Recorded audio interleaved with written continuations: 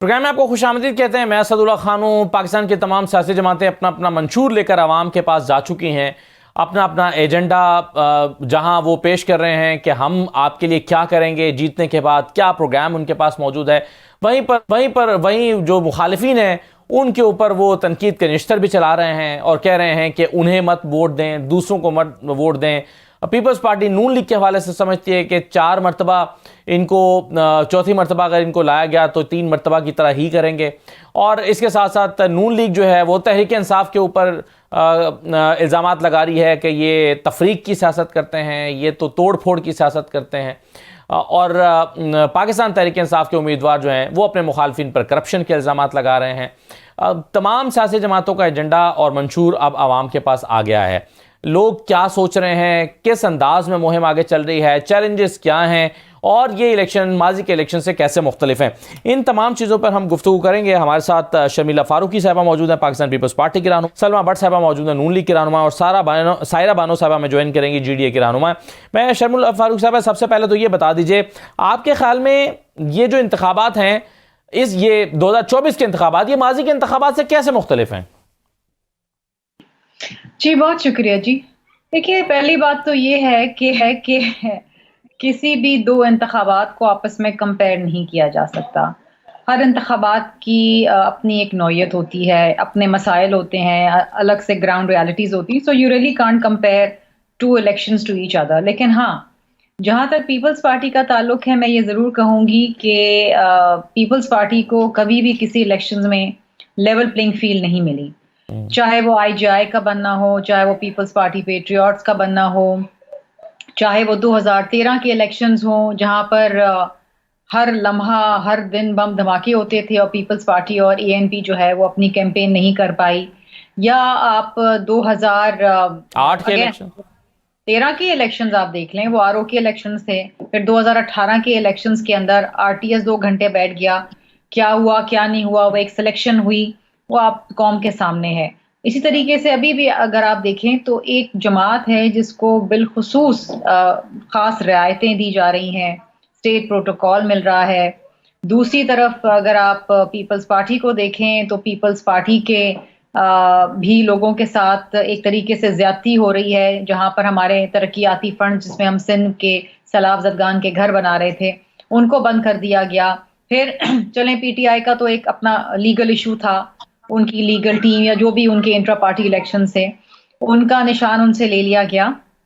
लेकिन peoples party के जो 7 कैंडिडेट्स हैं जो पीपल्स पार्टी के निशान से लड़ रहे थे और पीपल्स पार्टी की उनके पास टिकट्स मौजूद हैं, उनको तीर का निशान नहीं दिया गया।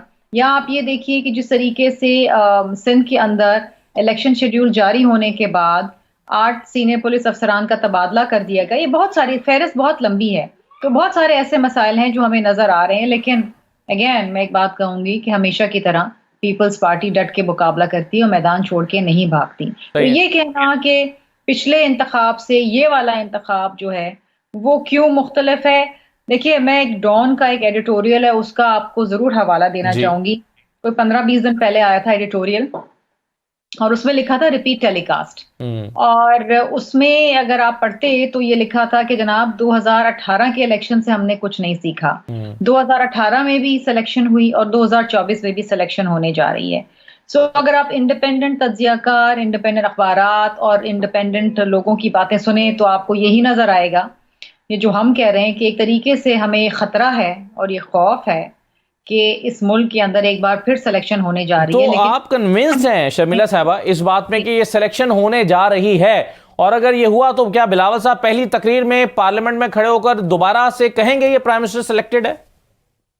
देखिए जी, मेरी बात कंप्लीट नहीं हुई है। मैं ये कहना चाह रही थी कि हमारी कोशिश है खान साहब, और हमारी दुआ है कि इस मुल्क में जो 12 करोड़ 60 लाख रजिस्टर्ड वोटर्स हैं वो एक बार फिर बैलेट पे डाका पड़ने नहीं देंगे।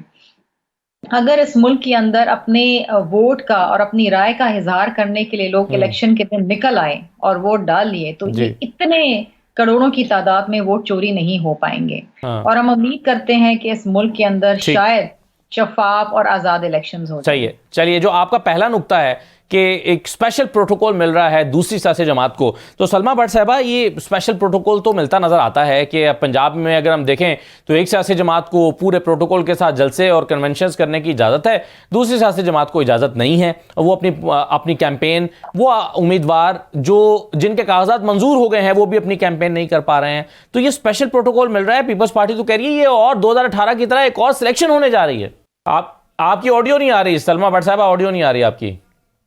जी अस्सलाम वालेकुम। हाँ जी आप आपका जी। अगर आप प्रोटोकॉल की बात करना चाहिए, 2-3 बातें यहाँ पर अभी तक हुई जिसमें आप अगर प्रोटोकॉल की बातें करना चाहते हैं तो मेरा नहीं ख्याल कि ये एक गलत तासुर इलेक्शन से चंद दिन पहले कायम करने की जरूरत है किसी भी तरह से। ना तो ये कोई इलेक्शन मुखालिफिन, जो हमारे मुखालिफिन पार्टीज हैं या हमारे साथ जो दूसरी और जमातें इलेक्शन लड़ेंगे, सब अपना अपना मैदान है, सब अपने अपने इलेक्शन लड़ेंगे। हमने तो कभी किसी को जाकर नहीं कहा कि तुम्हारे साथ क्या सलूक हुआ। मतलब बहुत सारे यहाँ पे इलेक्शंस का हवाला दिया गया, अभी शर्मिला साहब ने दिया, 2008 का भी दे देती वो कैसे हुआ था और उसमें क्या हुआ था। और दूसरी बात ये है कि बता देती हूँ उसकी भी, जब बताने लगी। और दूसरी बात ये है कि जो आप लाडले की बात करें तो क्या 30 दिन पहले लाड उतरना था? इसे पिछले जो 7 साल की हिस्ट्री है उसमें कोई मुझे आप लाड की मिसाल सुनाएं। और 30 दिन के लाड आप जिसकी बात करें, जो उनसे पंजाब की बात करें, इसमें आप कह रहे हैं कि जो उनके कागज मंजूर हुए हैं वो भी लोग कैंपेन नहीं करे, तो क्या इसको मुस्लिम लीग नून रोक रही है? क्या हम उनको रोक रहे हैं? क्या अगर पीटीआई के लोग जो हैं वो 12-12 घंटे में और 24-24 घंटे में अपनी पार्टी छोड़कर चले गए 9 मई का वाकया करने के बाद, तो उसमें हमारा कोई कसूर है? अगर वो लोग सियासी पार्टी कभी थे ही नहीं और वो सियासत उनको कभी आई ही नहीं, अगर 2018 में भी वो आरटीएस बिठाकर एक पूरा माहौल तैयार कर लाए गए, अब उस तरह का माहौल अगर उनको 2024 में नहीं है उनके लिए, तो क्या उसमें पीएमएलएन उसकी जिम्मेदार है? जो भी उन्होंने कारकर्दगी दिखाई 4 सालों में और उसके बाद जो उन्होंने कारकर्दगी दिखाई, लेकिन आपसे शिकायत तो पीपल्स पार्टी को भी है ना। क्या आपको जो स्पेशल प्रोटोकॉल मिल रहा है वो चले, वो पीटीआई का तो अलग मामला है, पीपल्स पार्टी भी तो नाराज है आपसे। पीपल्स पार्टी की मैं सिर्फ इतना कहना चाहूंगी, जितना लाड इनका पीपल्स पार्टी का, मैं क्या क्या मिसालें दूं। मेरा ख्याल है कि जब नवाज शरीफ की हुकूमत थी तो K4 अगर पानी का मंसूबा आया कराची में तो नवाज शरीफ की वजह से आया, इंडस हाईवे आया तो नवाज शरीफ की वजह से आया, ग्रीन लाइन आई तो नवाज शरीफ की वजह से आई। अब देखिए दूसरी तरफ और भी हुकूमतें रही हैं जो इनसे बुंदाल और बुद्धू किस तरह प्रेसिडेंशियल रेफरेंस के थ्रू रातों रात शबखुन मार के ले गई, तो वो भी मिसालें इनके साथ हैं। एनएफसी अवार्ड जब लेके आना था 7वां, तो नवाज शरीफ का किरदार याद कर लें। ये जब इन्होंने 18वीं तरमीम लेकर आए थे तो ये नेशनल असेंबली में, पार्लियामेंट में नवाज शरीफ का किरदार याद कर लें। अगर ये जितना लाड इनका नवाज शरीफ ने देखा है एज पॉलिटिकल पार्टी, शायद नहीं, मगर उनका हक था इसमें, लाड की क्या बात है? और दूसरी सलमा भट्ट साहबा, ये लेकिन ये तो आप कि आवाम के लिए करते हैं ना ये मंसूबे, किसी सियासी जमात के तो ये तो नहीं करते। और इसमें तो ये लोगों का हक है कि वो ये लें आपसे, इसमें लाड की क्या बात है? हमने कब इससे वो कहा है कि हम नहीं करेंगे? हम तो आइंदा भी जो अपनी हम तजावीज दे रहे हैं पाकिस्तान के लिए 2024 में, उसमें क्या है? हम कहते हैं कि हम बिजली के मंसूबे जो दोबारा हमारे लगाए हुए मंसूबे दोबारा खंडर बनाए गए थे, हम दोबारा उनको चलाएंगे। हम तो ये कहते हैं कि हम मोटरवेज का जाल बिछाने का सफर जहां पे रोका गया था उसको दोबारा फिर शुरू करेंगे। हमने जो तरक्की का सफर 5.8 पे और 6% पे ग्रोथ रेट पहुंचाया था, उसको से आगे लेकर जाने की हम बात करें। हम तो हमेशा, ये हमारा फर्ज है कि हम ये सब कुछ करेंगे। हम 2024 का इलेक्शन जीत कर भी अगर इंशाल्लाह मुस्लिम लीग नून हुकूमत बनाती है तो हम मुस्लिम लीग नून वाहिद जमात है जिसका पूरा विजन, पूरा एजेंडा, पूरा मंशूर तरक्की से शुरू होकर तरक्की की तरफ जाता है, ग्रोथ रेट को बढ़ाने की तरफ जाता है, महंगाई कम करने की तरफ जाता है, डॉलर को कंट्रोल करने की तरफ जाता है, स्टॉक मार्केट को ऊपर ले जाने की तरफ जाता है। मुस्लिम लीग नून जो है वो आईटी रिवोल्यूशन लाने की बात करती है, नौजवानों के लिए रोजगार के मौके पैदा करने की बात करती है, सनत उठाने की बात करती है, तजारत को फरोग देने की बात करती है, इंपोर्ट एक्सपोर्ट्स का डेफिसिट खत्म करने की बात करती है। ये बातें तो सारी सारी बातें कर रही हैं। इंटरेस्ट रेट को वापस चलेंगे तो ये एजेंडा तो पीपल्स पार्टी का भी है, हमारा तो मंशूर ही है। पीपल्स पार्टी भी कह रही है, हम तो सिर्फ कहते हैं कि आओ पाकिस्तान को मिलकर वापस उठाएं, ठीक है, डूबी हुई मईशत को बहाल करें। हम तो सिर्फ आगे जाने की बात करते हैं, ना हम किसी इंतकाम की, ना हम किसी एहतसाब की कोई ये बहाली का सफर। सलमा साहबा, ये बहाली का सफर 2022 से शुरू करना है या 2017 से शुरू करना है? जी, ये 2017 में जहां रोका गया था उसके बाद तो सिर्फ वापस लेकर जाया गया। ठीक है, 2022 तक इसको सिर्फ रिवर्स गियर लगाया, सिर्फ रिवर्स गियर भी नहीं लगाया, इसको जमीन बोझ कर दिया गया। इस सफर को सब जानते हैं, हकायत मौजूद है। आईएमएफ का चुंगल आया, स्टेट बैंक की इकोनॉमी गई, यहाँ पर पार्लियामेंट में अंदर। चले, 2-3 बातें आपने की हैं, मैं चाहूंगा शर्मिला साहबा से इसका जवाब ले लूं। शर्मिला, ये कह रही हैं कि आपके इतने लाड उठाए, आपके लिए इतने प्रोजेक्ट्स मुतारिफ कराए, फिर भी आप खुश नहीं हैं और इल्जामात लगा रहे हैं नून लीग के ऊपर। पहले इसका जवाब देते हैं, फिर मैं अपना सवाल आपके सामने रखता हूँ। देखिए जी, मैं भट्ट साहबा की इन बातों का जवाब इसलिए नहीं दूंगी बिकॉज दे आर इररेलेवेंट। किसने किसका लार उठाया नहीं उठाया, अगर आप तारीख में देखें तो पीएमएलएन और पीपल्स पार्टी की बड़ी एक तलखियां रही हैं, लेकिन उस तलखियों को भुला के शहीद मोहतरमा बेनज़ीर भुट्टो साहिबा ने मीसाक जमहूरियत की। मीसाक जमहूरियत वो डॉक्यूमेंट है जिसकी वजह से नवाज शरीफ साहब वापस पाकिस्तान आ सके। वो बीबी शहीद ने उनका रास्ता हमवार किया, वो आई अपनी जान की परवाह ना करते हुए वो वापस आई। और जब बीबी शहीद हुई हैं उसके बाद भी जब पाकिस्तान में पाकिस्तान ना खप्पे का नारा लग रहा था, तो उस वक्त भी आसिफ अली जरदारी साहब ने पाकिस्तान खप्पे का नारा लगाया और तमाम जमातों को बशमूल पीएमएलएन को इस बात पे कायल किया कि वो इलेक्शन लड़ें। वो इलेक्शंस कुछ रोज डिले हुए, लेकिन हमने कहा नहीं, हम इलेक्शन में जाएंगे, क्योंकि हम चाहते थे कि बीबी शहीद का जो ख्वाब है कि इस मुल्क के अंदर जमहूरियत हो, इस मुल्क के अंदर एक निज़ाम चलता रहे, वो हमें आगे लेके चलना था। इसी तरीके से देखिए, बड़ी अफसोस की बात है कि हम आपस में इस वक्त इलेक्शन से 24-25 दिन पहले हम ये गुफ्तगू कर रहे हैं। हमें इस वक्त बैठ के डिस्कस करना चाहिए था कि पीपल्स पार्टी का क्या मंशूर है, पीएमएल का क्या मंशूर है।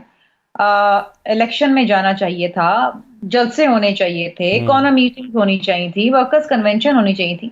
मुझे तो पीपल्स पार्टी के अलावा और कोई मैदान में नजर नहीं आ रहा जो अपने आप को क्लेम करते हैं फ्यूचर प्राइम मिनिस्टर, वो तो मैदान में है ही नहीं। ठीक, ना उनका मंशूर सामने आया है। जो ये क्लेम करते हैं कि हम पंजाब से 125 सीटें ले जाएंगे, वो तो अवाम के दरमियान है ही नहीं, ना उनका मंशूर अवाम में है। सही है, लेकिन उनका दावा भी पंजाब से 125 सीटें लेने का है ना। सिंध से तो उन्होंने अभी दावा ही नहीं किया कि उस सिंध से कितनी सीटें लेंगे। लेकिन एक बात आपने दिलचस्प की, आपने कहा कि सिंध में कोई और जमात नहीं है। मैं, अगर आप इजाजत दें, तो सायरा बानो साहबा ने मुझे ज्वाइन किया है, मैं से भी क्लेम कर रहे हैं जी। तो पंजाब में भी ऑन ग्राउंड वो कहाँ नजर आ रहे हैं? आपको नजर आ रहे हैं पंजाब में? हाँ, मरियम ने परसों से जलसे शुरू किए हैं, लेकिन आपको नजर आ रहे हैं।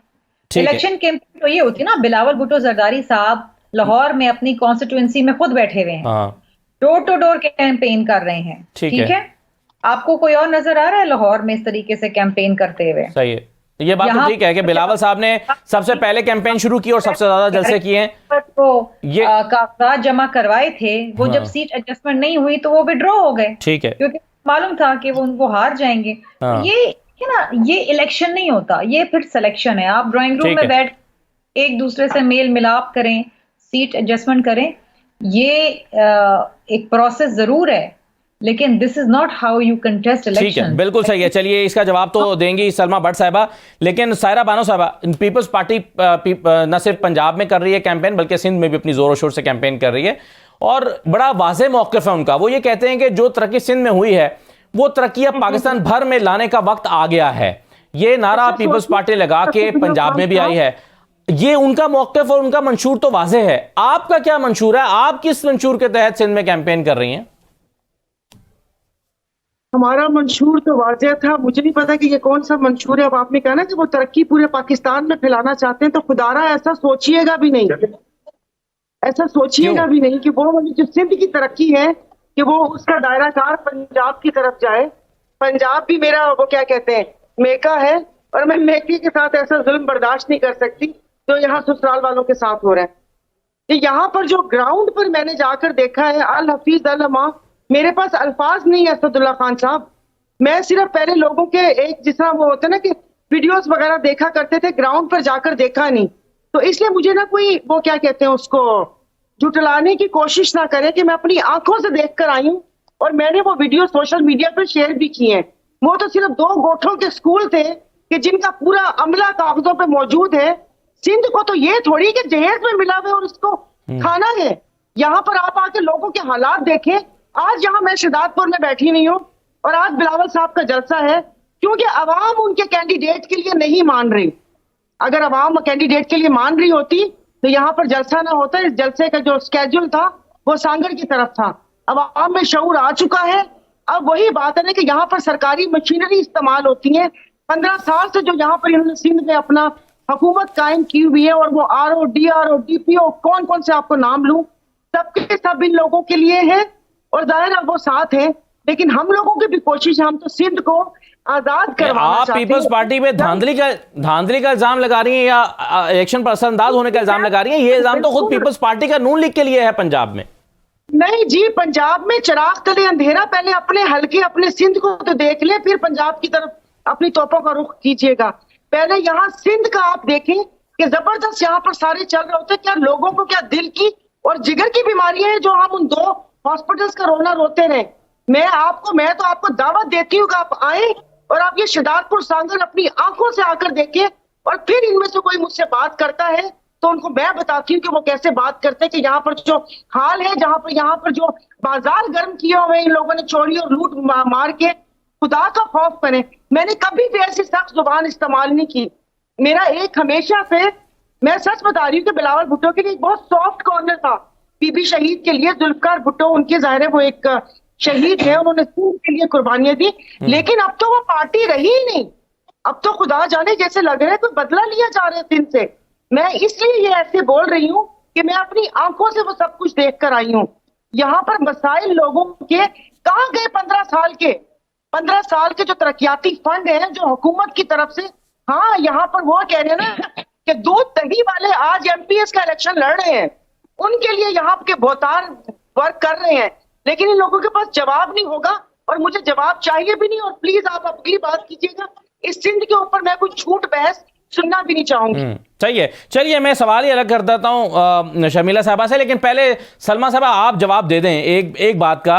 आपने अभी एक तो आपने शर्मिला साहबा ने आपको जो सवाल आपके सामने रखे हैं, भाई कैंपेन आप पंजाब में नहीं कर पा रहे और एक हल्का जो कराची का था वहां पर अगर आपकी सीट एडजस्टमेंट नहीं हुई तो आप भाग गए और वहां पर आप गए भी नहीं कैंपेन करने के लिए। तो इलेक्शन कैंपेन इस तरह तो नहीं होती कि आप बिलावल हैं, वो अगर सिंध में सियासत करते हैं तो लाहौर में भी बैठ के कैंपेन कर रहे हैं। एक तो इसका जवाब दे दें। दूसरा सवाल मेरा आपसे यह है कि खुद शहबाज शरीफ साहब ने आज ये कहा, कल इनफैक्ट ये रात में कहा कि मैं चाहता था कि बल्ले का निशान हो, लेकिन जिस दिन बल्ले का निशान पेशावर हाई कोर्ट ने दिया था उस दिन उन्होंने स्टेटमेंट दी थी कि ये इलेक्शन कमीशन के इख्तियारात में मुदाखलत कर रहे हैं। तो ये तजाद नहीं है शहबाज शरीफ के बयान में कि उस वक्त वो पेशावर हाई कोर्ट को तनकीद का निशाना बना रहे थे, आज वो कह रहे हैं कि बल्ले का निशान तो हो भी जाता तो हमें तो कोई इतराज नहीं था। ये जाहिर बात है, बल्ले के निशान पे हमें कोई इतराज नहीं हो सकता था। सलमा भट्ट साहब आप जवाब दीजिएगा, फिर मैं शर्मिला के पास आता हूं जी। अच्छा, पहली बात तो ये है कि क्या बिलावल साहब लाहौर में खड़े होकर ये कह सकते हैं कि मैं लाहौर को कराची जैसा बना दूंगा? सादा से एक जवाब दे दें। 15 साल की इनकी हुकूमत का जवाब इस एक जुमले में है, ये नहीं कह सकते ना, क्योंकि कराची में आज तक जहां पे सिंध में इनकी हुकूमत रही, सिंध के हालात देख लें आप, इंटीरियर सिंध के हालात देख लें आप, कराची के हालात देख लें। मैं खुद कराची गई कुछ महीने पहले, कराची में मैं हर तबका फिक्र के लोगों से मिली और उन्होंने कहा कि यहाँ की वर्किंग क्लास और यहाँ की मिडिल क्लास और यहाँ की जो एजुकेटेड क्लास है वो शदीद तरीन तंग है पीपल्स पार्टी से। यहाँ पे एक बहुत बड़ा वैक्यूम है, यहाँ पर कोई जो एक बहुत बड़ा वैक्यूम है, जो पॉलिटिकल वैक्यूम है, जो लोग तंग आए पड़े हैं, लोग आजिज आ चुके हैं, क्योंकि ये 15 सालों में इन्होंने कुछ डिलीवर नहीं किया। ये मेरी ऑब्जर्वेशन है जो मुझे वहां जाकर लोगों से बात करके मिली, हर तरह के लोगों से। अच्छा, दूसरी बात, इनका अपना हालात वहां पर आज तक ये पानी नहीं दे सके, आज तक इनकी, और वहां पे आप गंदगी के हालात देख लें, वहां सफाई का निजाम देख लें, वहां म्यूनिसिपल के इश्यूज देख लें, वहां कॉर्पोरेशन के इश्यूज देख लें, वहां पे कोई चीज आप करप्शन के हालात देख लें, कोई एक चीज, एक एग्जाम्पल आप कोट नहीं कर सकते एज एन एग्जाम्पल के ये सिंध में या पंजाब में या कराची में हुआ। आप दूसरी तरफ देखें कि आप मतलब कंपैरिजन बनता नहीं है। मैं क्या कंपैरिजन करूं पंजाब का और सिंध की तरक्की का या प्रोग्रेस का? कोई कंपैरिजन नहीं। आप उठा के शुमारियात देख लें, पाकिस्तान ब्यूरो ऑफ स्टैटिस्टिक्स के शुमारियात उठाकर देख लें, वो तो इंडिपेंडेंट होते हैं ना, उसमें आप देख लें कि सिंध कहां खड़ा है और पंजाब कहां खड़ा है, कोई मुकाबला और मुआवजा बनता ही नहीं है। और दूसरी तरफ जब पॉलिटिकल पार्टीज हैं, जैसे मुस्लिम लीग नून है, उसका एक पूरा प्रोसेस था पॉलिटिकल। सबसे पहले जिसने पॉलिटिकल प्रोसेस शुरू किया था, इलेक्टोरल प्रोसेस शुरू किया था, वो मुस्लिम लीग नून थी, जिसने सबसे पहले अपनी मंशूर कमेटी बनाई, जिसने सबसे पहले 3 हफ्तों का प्रोसेस करके टिकट्स दी, जो एक डेमोक्रेटिक जमहूरी प्रोसेस होता है। अगर मुझे नहीं पता पीपल्स पार्टी की लोगों की टिकट्स कैसे बांटी गई। सिंध में आप नजर नहीं आ रहे, बुनियादी इतराज था कि सिंध में तो आप हैं ही नहीं, नजर ही नहीं आ रहे। देखिए, सिर्फ पंजाब की सियासत कर रहे हैं आप। नहीं, ये बात नहीं है। देखिए, सिंध में हम नजर क्यों नहीं आ रहे, हम आपको नजर आएंगे। आप देखें, हम कराची में हमारी कैंपेन चल रही है, हमारी जहां पे सीटें हैं, जहां पे लोग खड़े हैं, वहां पे कैंपेन चल रही हैं।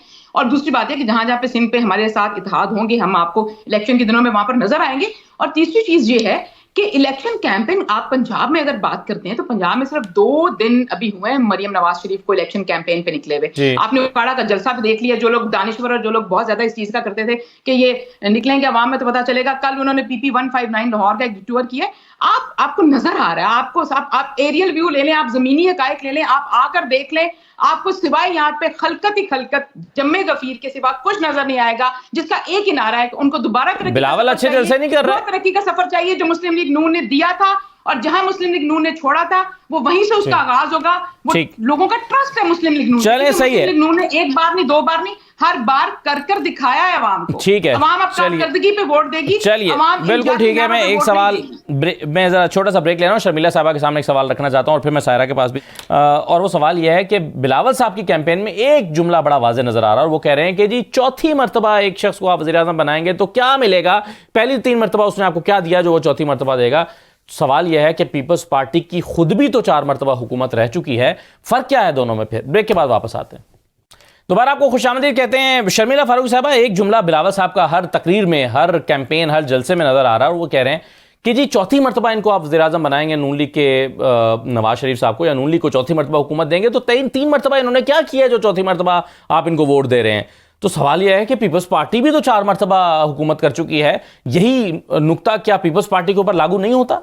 लेकिन ये पीपल्स पार्टी की 4 दफा हुकूमत क्या थी? पीपल्स पार्टी की 2 दफा शहीद बीबी की हुकूमत थी जो 1-2 साल 1-2.5 साल चली।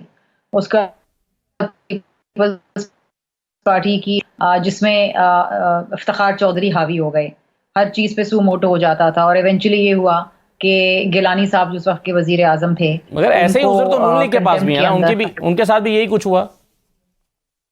मैं बात कर लूं खान साहब? जी जी कीजिए। मैं तो सिर्फ एक छोटा सा नुक्ता आपके सामने रख रहा हूं कि नून लीग का भी तो ये प्रॉब्लम है, वो भी यही कहेंगे हमारी हुकूमतों को वक्त पूरा नहीं होने दिया गया। आप नून लीग की तरफ से तर्जुमानी कर रहे हैं? नहीं, मैं एक सवाल कर रहा हूं, मैं किसी का तर्जुमान नहीं, मैं सवाल कर रहा हूं।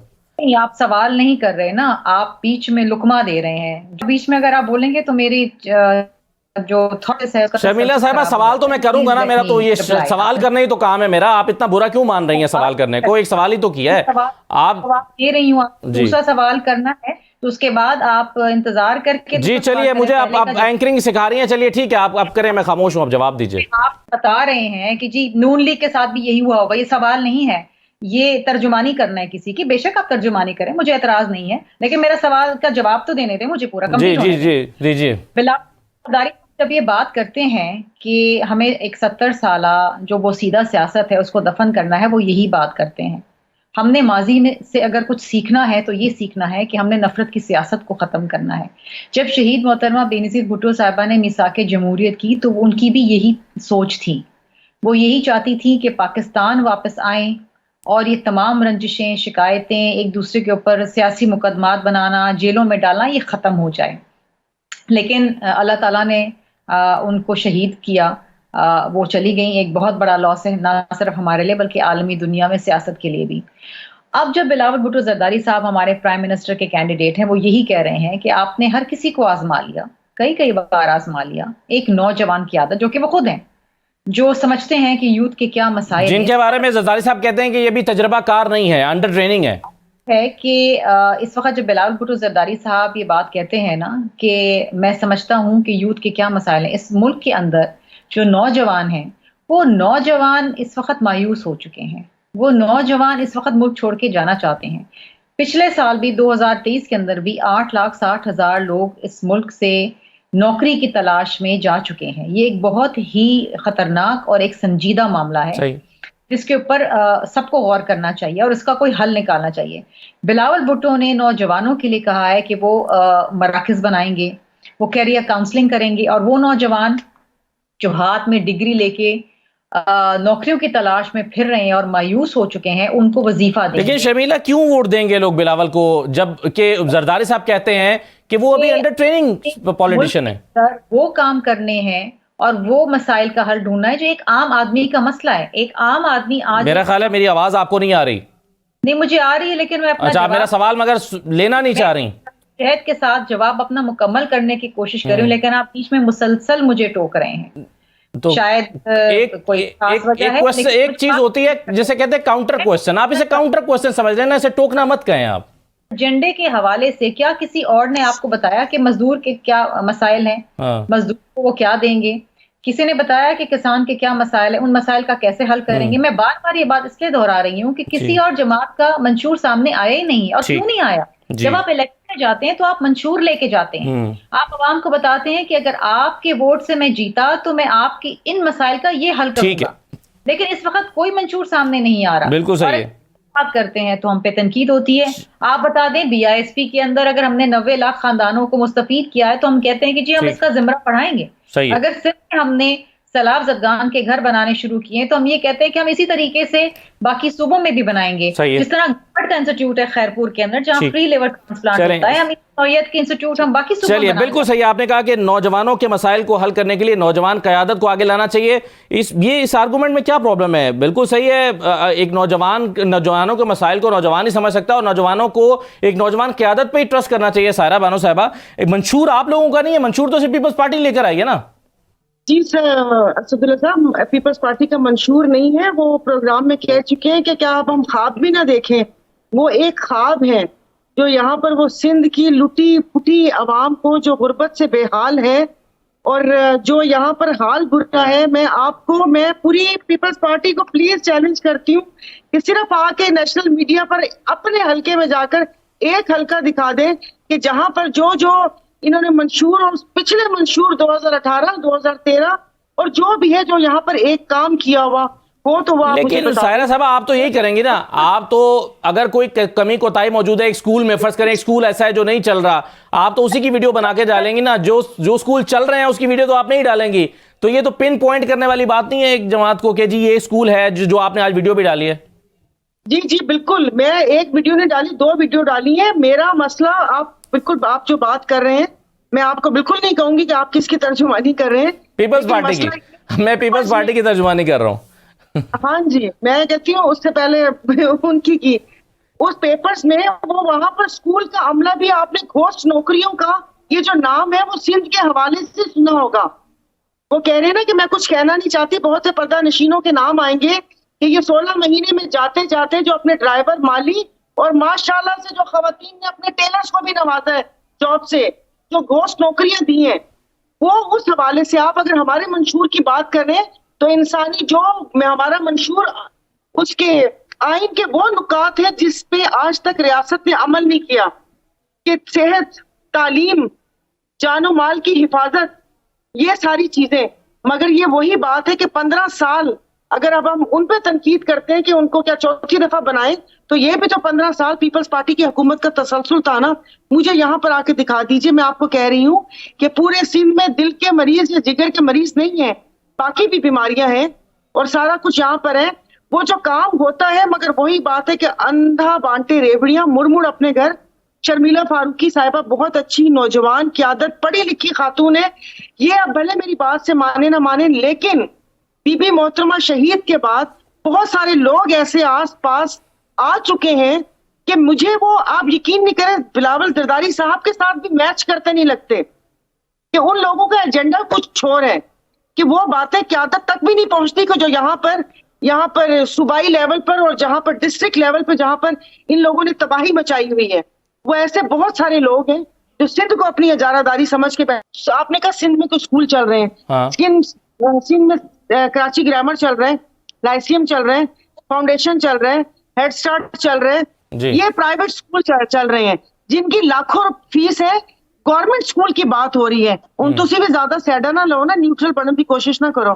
जो गवर्नमेंट स्कूल की बात कर रही हूँ मैं कि वो कोई ऐसा, मुझे वो कहते हैं ना कि स्टेट ऑफ द आर्ट मुझे गवर्नमेंट स्कूल दिखा दे कि जहां पर ये लोग बैठे में हो और वहां पर काम हो रहा हो। मैं इस क़यादत की बात जी ठीक है, सही है, चलिए ठीक है। सलमा भट्ट साहबा, ये बताएं कि आपका दावा यह है कि आप तजर्बाकार हैं और आप लोग निकाल सकते हैं बहरानों से मुल्क को। मंशूर आपका सामने नहीं आया, पता तो चले कि जो इकोनॉमी का प्रॉब्लम है वो क्या करेंगे, दोबारा IMF के पास जाएंगे नहीं करेंगे। एक डिटेल्ड आपके पास डॉक्यूमेंट होना चाहिए इकोनॉमी के हवाले से खास तौर पर। और इकोनॉमी में जो पिछले 1.5 साल में आपकी हुकूमत जब आपके पास आई थी तो बहुत ज़्यादा इल्ज़ाम है कि पहले मिफ्ता साहब पर आपने डाला सारा मलबा, फिर इसहाक डार साहब के ऊपर डल गया, प्रॉब्लम्स हल नहीं कर सके। और सागदार साहब गए हैं तो उसके बाद डॉलर जो है वो कुछ बेहतर हुआ है, रुपया बेहतर हुआ है, डॉलर नीचे आया है, उनके जाने के बाद हुआ है। तो सागदार साहब तो नहीं कर सके, तजर्बाकार थे।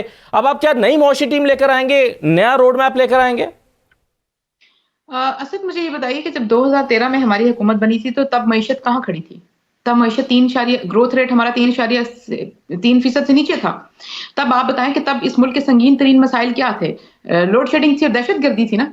तो वो दोनों हमारा मंशूर पूरी दुनिया के सामने, पूरे पाकिस्तान को ऑलरेडी पता है। मुस्लिम लीग नून एक वाहिद जमात है, नवाज शरीफ एक वाहिद लीडर है जिसका मंशूर ऑलरेडी लोगों को पता है, पूरे पाकिस्तान को पता है, 25 करोड़ अवाम को पता है। उनको पता है कि 2013 में संगीन तरीन 2 मसाइल थे जिसको नवाज शरीफ ने कहा कि मैं हल कर दूंगा, और हल करके दिए। 2017 में लोड शेडिंग गायब हुई कि नहीं हुई? 2017 में जो दहशतगर्दी वो गायब हुई कि नहीं हुई? इवन कराची जैसा शहर भी जो सिर्फ रैंसम पे, टारगेट किलिंग पे और इस दहशतगर्दी की जद में था, वो अमन का गहवारा बना कि नहीं बना? ये अब जब 2024 में वही चीज रिपीट हो रही है, जब भी ये मुल्क किसी मुश्किल तरीन हालात में धंसा है, दलदल में गया है, तो इसका हल सिर्फ नवाज शरीफ ही मिला है और तो कोई चीज हल नहीं मिली इसकी। अब मईशत इंतहाई जमीन बोझ हो चुकी है, इस पे कोई तो शहबाज शरीफ हल नहीं थे, और शहबाज शरीफ हल नहीं थे। जब जो 16 महीने के लिए जब उनकी हुकूमत आई वो हल नहीं थे, पता चला कि वो हल नहीं है, दोबारा नवाज शरीफ को लेकर आओ। नहीं, शहबाज शरीफ जो 16 महीने हुकूमत कर गए, क्यों हल नहीं थे? वो आपको पता है कि 16 महीने से पहले जो हुकूमत मिली थी वो कहते थे श्रीलंका बनेगा, वो कहते थे डिफॉल्ट होगा, वो IMF के चुंगल में फंसा कर गए थे। डिफॉल्ट होने से किसने बचाया है? श्रीलंका बनने से किसने बचाया है? IMF का प्रोग्राम दोबारा किसने शुरू कराया है? और तब के हमारे इकदाम थे ये उनके अब आप सम्राट देख रहे हैं। बैरूनी दुनिया से, UAE से, सऊदी अरब से, चाइना से दोबारा ताल्लुकात कौन ठीक करके गया इन 16 महीनों में? आप कैसी बात करें कि शहबाज शरीफ का जो है वो कोई किरदार नहीं है या रोल नहीं है, या शहबाज शरीफ उसको संभाल नहीं सके? और इस सही है जी। चलें शर्मिला, जी चलें, एक वक्त कम है, एक जो कंक्लूडिंग रिमार्क्स है मैं एक शर्मिला से ले लूं और फिर एक सारा से। जी शर्मिला साहबा, कुछ कह रही हैं आप? नहीं, आप सवाल पूछेंगे, मैं इसका जवाब। अच्छा चले, मैं सवाल कर देता हूं, मैं समझा आप कुछ कहने वाली हैं। मेरा सवाल ये है कि आप इसी हुकूमत के साथ बैठे हुए थे ना 16 महीने तक, जो परफॉर्म नहीं कर सकी, जो मुआशी बहरान से नहीं निकाल सकी, और उस वक्त आप मुतमईन थे, आज आप मुतमईन नहीं है। इस फर्क की वजह क्या है?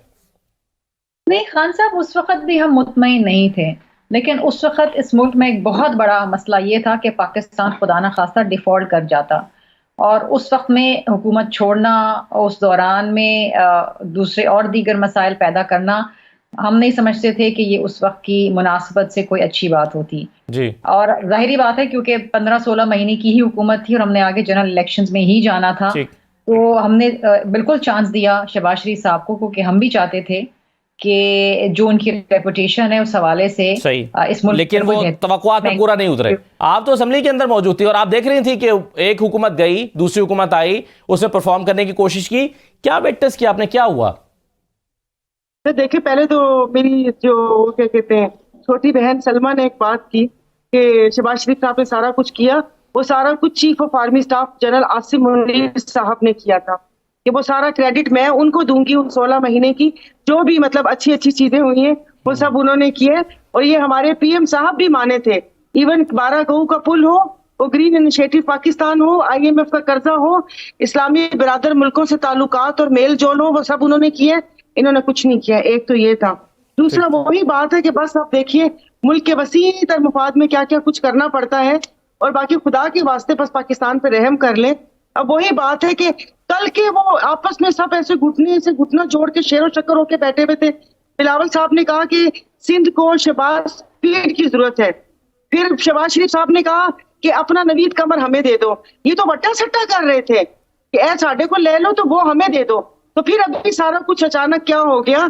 अब मैं कहती हूँ, आप यकीन नहीं करें, मैं यहाँ पर लोगों में घूम रही हूँ, लोगों में बहुत शऊर आ चुका है। अब ये हम लोगों का पुराना चूरन और फक्की बिल्कुल नहीं बिकेगी, और अब बिल्कुल up to date to the point बात करनी होगी। चलें अपना नया चूरन जैसे मंशूर कह सकते हैं इस इलेक्शन में, वो देखते हैं कि नया चूरन किसके पास। बहुत शुक्रिया सायरा बानो साहिबा, शर्मिला फारूकी साहिबा और सलमा भट्ट साहिबा प्रोग्राम में शिरकत करने के लिए। ब्रेक लेते हैं, ब्रेक के बाद वापस आते हैं तो अपने हमसाया मुल्क भारत की एक ऐसी हकीकत आपके सामने रखते हैं कि दूसरों पर वो इल्ज़ामात आयद करता है लेकिन खुद दहशतगर्दी का सबसे बड़ा सपोर्टर बना हुआ है। कैसे, एक रिपोर्ट आपके सामने रखते हैं, ब्रेक के बाद इस पर बात करते हैं। ब्रेक के बाद आपको दोबारा खुशामदीद कहते हैं। पाकिस्तान गैर मुल्की ताकतों, गैर मुल्की साजिशों का हमेशा शिकार रहा है। खासतौर पर हमारे हमसाया मुल्क ने पाकिस्तान को पर इल्ज़ामात लगाने का कोई मौका जो है वो हाथ से नहीं जाने दिया और पाकिस्तान को फैटफ की ग्रे लिस्ट में धकेलने में उन्होंने बड़ा अपना एक किरदार अदा किया और घिनौना किरदार अदा किया। लेकिन पाकिस्तान ने साबित किया कि पाकिस्तान दहशतगर्दी का मुआविन नहीं है, बल्कि पाकिस्तान दहशतगर्दी का शिकार है और दहशतगर्दों का कला कुमा करने के लिए, फंडिंग को रोकने के लिए जो इक़दाम पाकिस्तान ने किए, दुनिया ने उसको सराहा। अब जो भारत के हवाले से चीज़ें हमारे सामने आई हैं वो बहुत ही हैरानकुन भी हैं और भारत के लिए और दुनिया के लिए ये परेशानकुन भी होनी चाहिए। अब मैं कुछ चीज़ें आपके सामने रखता हूँ। एक तंजीम जिससे हम सब वाकिफ़ हैं, विश्व हिंदू परिषद, ये एक ऐसी ऑर्गेनाइजेशन है जो अमेरिका में भी बैंड है, जिसको आरएसएस के साथ ताल्लुक़ की बुनियाद पर और अस्करियत पसंदी के साथ जोड़कर दुनिया देखती है और समझती है कि ये एक अस्करियत पसंद या दहशतगर्द तंजीम है। अब इससे मिलती जुलती एक और तंजीम VHPA, हिंदुस्तानी तंजीम, जो कि इसी की सिस्टर ऑर्गेनाइजेशन है विश्व हिंदू परिषद की, इसने दावा किया कि हमारा इससे कोई ताल्लुक नहीं है और इस दावे की बुनियाद पर अमेरिका से फंड इकट्ठे करने शुरू किए। लेकिन अगर आप इसकी वेबसाइट पर जाएं तो पता चलता है कि VHP और VHPA ये एक ही जैसे नजरियात रखने वाली एक ही जैसी ऑर्गेनाइजेशंस हैं। VHPA की हिंदुस्तान में कायम बुनियादी जो तंजीम है विश्व हिंदू परिषद, जो कि RS से वाबस्ता है, RSS से, इसको CIA की वर्ल्ड फैक्ट बुक ने बरसों से मजहबी अस्करियत पसंद तंजीम के तौर पर डिक्लेयर कर रखा है। फिर VHPA को पे चेक प्रोटेक्शन प्रोग्राम के तहत $1.5 लाख से ज्यादा और इक्तसादी इंजरी डिजास्टर लोन एडवांस और डिजास्टर असिस्टेंस लोन प्रोग्राम के तहत $21,430 जो है वो मौसूल हुए हैं। और इसके साथ साथ अमेरिका में जो खैराती ग्रुप्स हैं वो RSS से मुंसलिक तंजीमों को लाखों डॉलर भेज चुके हैं। इसका सारा रिकॉर्ड भी अमेरिका के पास मौजूद है। सवाल यह पैदा होता है कि इतने अहम फैक्ट्स होने के बाद अमेरिका की इंडिया के हवाले से या इंडिया की इन तंजीमों के हवाले से कितनी तशवीश है और पाकिस्तान को कितनी तशवीश होनी चाहिए, क्योंकि पाकिस्तान पर इल्जामात लगते रहे दहशतगर्दों की मुआवनत के और इल्जाम लगाने वाले आज खुद साबित हो गया है कि वो खुद दहशतगर्दों के मुआविन हैं और दहशतगर्द तंजीमें जो हैं वो अमेरिका जैसे ममालिक से भी अपने फंड जो हैं वो इकट्ठे कर रही हैं। एक तो आज के प्रोग्राम में हम इस पर बात करेंगे। डॉक्टर खाकान नजीब साहब हमारे साथ मौजूद हैं। डॉक्टर साहब को मैं खुशामदीद कहूँगा और साथ ही साथ उनकी मौजूदगी से फ़ायदा उठाते हुए हम ज़रा पाकिस्तान की जो इकोनॉमिक सिचुएशन है उस पर भी बात कर लेते हैं और देखते हैं कि यहाँ पर पाकिस्तान ने पिछले 6 महीने में क्या अपने जो इकोनॉमिक चैलेंजेस हैं उसको कैसे ओवरकम किया है और कैसे आइंदा 6 महीने पाकिस्तान के लिए इंपॉर्टेंट है। हमारे साथ डॉक्टर खाकान नजीब साहब मौजूद हैं। एक तो ये सूरत हाल में डॉक्टर साहब के सामने रखता हूं और दूसरा पाकिस्तान के लिए जो इकोनॉमिक चैलेंजेस हैं आने वाले दिनों में और पाकिस्तान किस तरह से उनसे पिछले 6 महीने में कैसे उससे निमट पाया है और अगले 6 महीने में क्या मंजरनामा बन रहा है, ये तमाम चीज़ें डॉक्टर साहब से डिस्कस करते हैं। डॉक्टर साहब बहुत शुक्रिया। सबसे पहले तो ये बताइए सर कि ये जो हम भारतीय तंजीम का मैं अभी जिक्र कर रहा था VHP और ये अपने एक सिस्टर ऑर्गेनाइजेशन के तौर पर या ये मदर ऑर्गेनाइजेशन है एक और ऑर्गेनाइजेशन की जिसको VHPA कहते हैं, जो अमेरिका से $1.5 लाख उन्होंने एक इकट्ठे किए और फिर 21,430 जो डॉलर हैं वो अलग इकट्ठे किए। तो और अमेरिका ने इस पर तशवीश का भी इजहार किया है। आपके ख्याल में भारत का ये चेहरा जो है ये दुनिया को अब नजर आना शुरू हो गया है या अभी भी नजर नहीं आ रहा? असद भाई, the most important point here is that the world should know that how responsible Pakistan has been on FATF. और ये मैं अंग्रेजी में इसलिए कह रहा हूँ कि जो अंग्रेजी में समझते हैं सिर्फ, मतलब एक 27 पॉइंट का एजेंडा कंप्लीट किया, उसमें मेरा ख्याल है 17 लेजिस्लेटिव एक्शंस थे कंप्लीट किए, टाइमली कंप्लीट किया जब हमें ग्रे लिस्ट में रखा गया और फिर हम बाहर निकले उससे। ये एक पाकिस्तान की ऐसी बड़ी सक्सेस स्टोरी थी जो अगेन मैंने कहा कि हमने all of Pakistan approach, all of government approach, whole of government approach से चलाई। और फिर सिर्फ फैटफ का ही नहीं था, फिर एक APG group, Asian Pacific group हमें मॉनिटर कर रहा था। ये बात मुझे इसलिए मालूम है कि मैं उस टीम का पार्ट था जब हम ये डिलीवर कर रहे थे। फिर हम पेरिस गए, हमने प्रेजेंट किया, उन्होंने हमें फिर 7 नकाती एक और एजेंडा दे दिया और दुनिया को ये शायद कोई दुनिया हमें बराबर कराने की कोशिश करी थी कि हम ये भी नहीं कर पाएंगे। हमने रिकॉर्ड टाइम में 6 आउट ऑफ 7 वो कंप्लीट किए और फिर आखिरी भी कंप्लीट किया and we brought Pakistan out of the white list. This is the seriousness we took कि ये एक फैटफ का एजेंडा है, बेनामी अकाउंटों से लेकर पाकिस्तान में जो मूवमेंट्स हो रही थी, आउटफिट्स जिनको वो समझ रहे थे ऐसी हैं। तो यही जो मयार है दुनिया भर में अप्लाई होना चाहिए, चाहे वो मुल्क छोटा हो, बड़ा हो, इकोनॉमिकली एम्पावर्ड हो ना हो, और हमारा जो नेबर है उसके साथ भी यही मयार होना चाहिए चीज़ों का। और Pakistan is not the only country जिसको इतने सख्त मयार से गुजारा जाए। ये मैं बात इसलिए कहता चला जाता हूं कि it was an impossible task to do which we did with the, और उसमें एस्टैब्लिशमेंट, प्रोविंसेस, पाकिस्तान की federal government, political forces all came together. बहुत बड़ी सक्सेस इसको तो एक्नॉलेज भी किया दुनिया ने, और फिर हमें हमारा ग्रे लिस्ट से बाहर आना, और खैर हमारे दुश्मन की तो कोशिश थी कि ग्रे तो क्या ये ब्लैक लिस्ट में चले जाएं। लेकिन डॉक्टर साहब, जो मैं अब देख रहा हूं कि जैसे ये जो भारत अब ये क्लेम करती है VHPA कि जी इनका विश्व हिंदू परिषद से कोई ताल्लुक नहीं है, लेकिन वेबसाइट पर जाकर देखें तो पता चलता है कि ये दोनों तो एक ही ऑर्गेनाइजेशन है। यानी अब नाम बदलकर आप अमेरिका में अगर अपनी तंजीम चला रहे हैं और माल इकट्ठा कर रहे हैं, तो ये तो एक और धोखाधड़ी की कोशिश है। तो मेरा सवाल ये है कि पाकिस्तान को एक तरफ दुनिया एक्नॉलेज कर रही है कि इन्होंने अपने ऊपर लगे हुए जो ग्रे एरियाज हैं या धब्बे हैं उसको मिटाने में बहुत ही अहम किरदार अदा किया है और बड़ी कामयाबी से उससे निकला, लेकिन भारत जो है वो आपको नजर आ रहा है फिर कि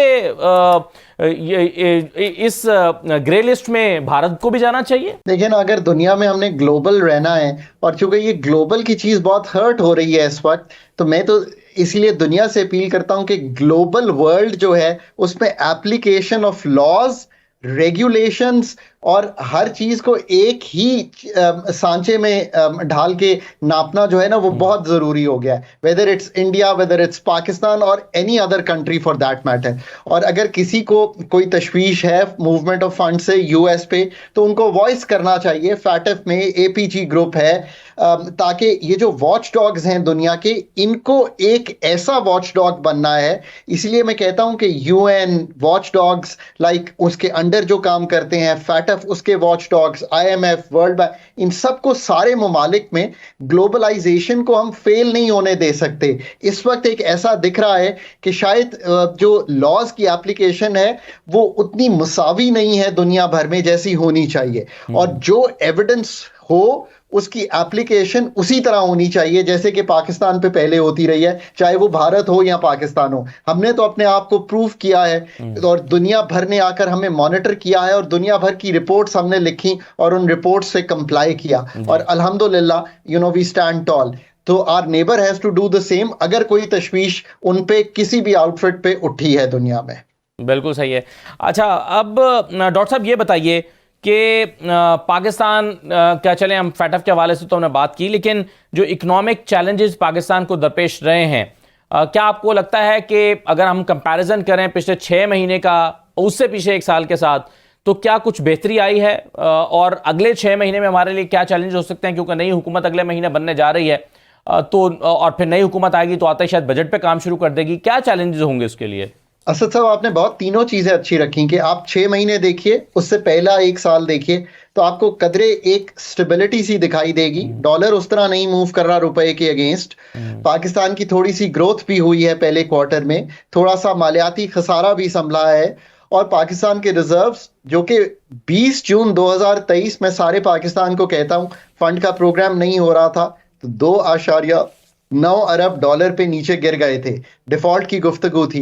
आज मैं कंफर्टेबली कह सकता हूं कि नेक्स्ट जो रिजर्व्स का नंबर आएगा वो 8.5 अरब डॉलर के करीब होगा। आज ही आपकी प्रोग्राम की वसातत से we can tell the viewers 700 million dollar की IMF की जो किस्त है वो पाकिस्तान में रिसीव हो गई है, तो रिजर्व जो है उन 700 मिलियन से बढ़ जाएंगे। पाकिस्तान में अब इससे आसानी नहीं है आगे, 6 माह बहुत चैलेंजिंग है। एक 8 फरवरी का ट्रांजिशन है पॉलिटिकल, पर मैं कहता हूं इससे बहुत ज्यादा जरूरी ट्रांजिशन जो है वो IMF का स्टैंड बाय अरेंजमेंट खत्म होने जा रहा है। Pakistan would need to enter into a new program which would be an extended fund facility for 3-year time period. उसकी तैयारी करना, उसको अमली जामा जल्दी से जल्दी और अनकंफर्टेबल हुए बगैर पहनाना ये बहुत ज़रूरी हो गया है। उसके लिए आई रियली होप कि the work is being done, a team would be put together जो ये काम कर सके। आने वाली हुकूमत के लिए आते ही ये सबसे बड़ा चैलेंज होगा। आपने दूसरी बात भी बिल्कुल सही रखी कि इसके बाद का जो चैलेंज होगा वो एक ऐसा बजट देना होगा जिसमें मालियाती खसारा संभले, हमारा एक्सपेंडिचर का कुछ रिफॉर्म दिखाई दे। अगर मालियाती खसारा संभलेगा नहीं तो ये जो बढ़ती हुई कीमतें हैं ये इन्फ्लेशन रुकेगी नहीं।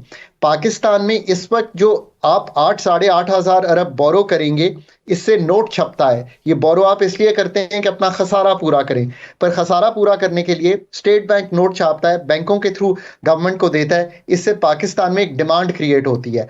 ये इस वक्त पाकिस्तान को हर्ट कर रहा है। पर अल्हम्दुलिल्लाह दूसरी साइड पे जो करंट अकाउंट है, यानी कि जो हमारा बैरूनी खसारा होता है, वो इस पहले 6 माह में $800 मिलियन के करीब आ गया है। ये पिछले साल पहले 6 माह के जो मालियाती साल था उसमें $3.5 अरब से भी ज्यादा था। So there is little comfort there कि हमने इकोनॉमी को स्लो करके वो संभाल लिया है। पर चैलेंज अब ये होगा कि आने वाले सालों में भी जो हमें इतनी बड़ी रकम बाहर से चाहिए, इसके लिए भी IMF अम्ब्रेला जो है वो मस्ट है। सो 3 चैलेंजेस पाकिस्तान के क्लियर है कि कैसे हमने ये रकूम जमा करनी है जो 25-28 अरब डॉलर है, इस साल भी पूरी करनी है, अगले मालियाती साल भी पूरी करनी है। IMF का ट्रांजिशन कैसे होना है, बजट एक रिफॉर्म ओरिएंटेड कैसे होना है, और फिर नई गवर्नमेंट ने पाकिस्तान के एनर्जी सेक्टर ग्रोथ स्टोरी वो कैसे लिखनी है। असद भाई, पाकिस्तान को एक अच्छी टीम की जरूरत है, वो इकोनॉमिक टीम जो ये सारी सर्जरीज पाकिस्तान में रहते हुए कर सके। आई रियली होप कि ये सिंसेरिटी होगी आने वाली गवर्नमेंट की। सही है। ये बताइए डॉक्टर साहब के क्या नई हुकूमत को IMF के पास जाना पड़ेगा नए प्रोग्राम में?